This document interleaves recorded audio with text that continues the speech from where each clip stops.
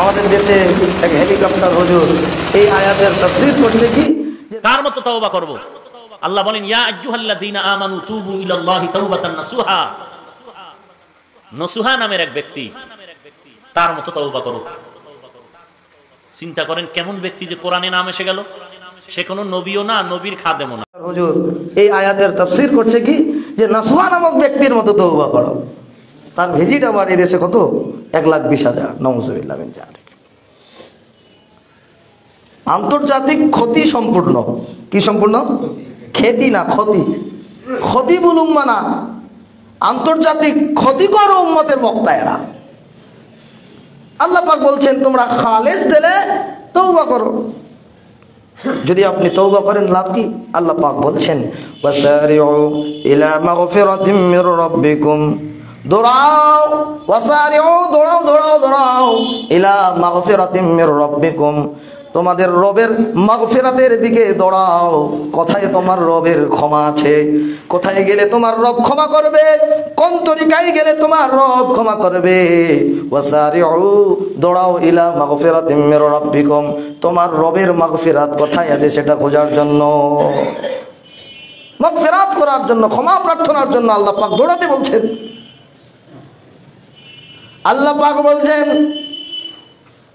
যদি কোনো মানুষ তওবা করে, ইস্তেগফার করে, আর এই ইস্তেগফারটা যদি খালিস নিয়তে হয়, আল্লাহকে সন্তুষ্ট করার জন্য হয়, ফায়ুবাদদিলুল্লাহু সাইয়্যাতিহিম হাসানাত। যদি কেউ তওবা করে, ইল্লা মান তাবা, যে ব্যক্তি তওবা করে, ওয়া আমানা, ঈমান আনে, ওয়া আমিলা আমালান সালিহ, আর নেকির কাজ করে, সালেহ কাজ করে, ফায়ুবাদদিলুল্লাহু সাইয়্যাতিহিম হাসানাত।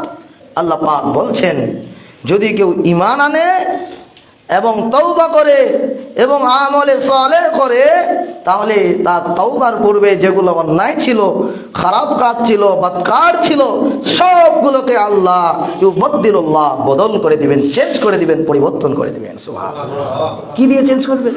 ইউবাদদিলুল্লাহু সাইয়্যাতিহিম হাসানাত। যেগুলো নেকি না ছিল, না গুনাহ ছিল, পাপ ছিল, অন্যায় ছিল, বদকাজ ছিল, কিন্তু আপনি তওবা করেছেন, এর বিনিময়ে আল্লাহ পাক রব্বুল আলামিন বলছেন ওই পাপ কাজ, বদ কাজ মাফ তো করলাম, মাফের পরে ওই বদ কাজগুলো আমি নেকিতে পরিপূর্ণ করে দিলাম। সুবহানাল্লাহ। এই মাস হলো তওবার মাস। এজন্য তওবা ইস্তেগফার করতে হবে।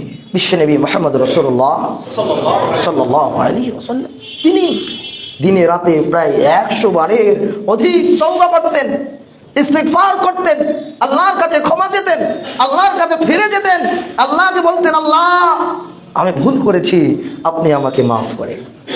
রাসূলুল্লাহ সাল্লাল্লাহু আলাইহি ওয়াসাল্লাম বলছেন উম্মতে মুহাম্মাদি, যারা নবী মুহাম্মদ রাসূলুল্লাহ সাল্লাল্লাহু আলাইহি ওয়াসাল্লামের প্রকৃত অনুসারী, তারা যখন মাপ চায়, আল্লাহ পাক রব্বুল আলামিন মাপ চাওয়ার সাথে সাথে তাকে ক্ষমা করে দেয়। এটা হলো স্পেশাল উম্মতে মুহাম্মাদির জন্য ফজিলত। ভাইরা আমার, তওবা করেন, ইস্তেগফার করেন। যদি আপনি তওবা ইস্তেগফার করেন, তাহলে আল্লাহ পাক রব্বুল আলামিন আপনার প্রতি খুশি হয়ে যায়। কেমন? মনে করেন আপনার একটা উট ছিল বা আপনার একটা গরু ছিল।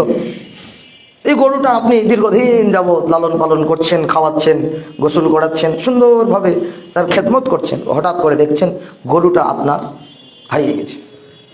মনটা ভালো হবে না খারাপ হবে? খারাপ হবে। আবার এত মাইকিং করলেন, ডাকা হাঁকা করলেন, খোঁজ খবর লাগালেন, ফেসবুকে ছাড়লেন, যত রকম প্রচেষ্টা গরুটাকে খুঁজে পাওয়ার জন্য করলেন, কিন্তু গরুটাকে খুঁজে পেলেন না। 15 দিন হয়ে গেল, 20 দিন হয়ে গেল, 1 মাস হয়ে গেল। 1 মাস পরে দেখছেন যে আপনার বাড়ির পাশের বাড়ির সামনে গরুটা ঘাস খাচ্ছে। আচ্ছা, যখন গরুটা ছিল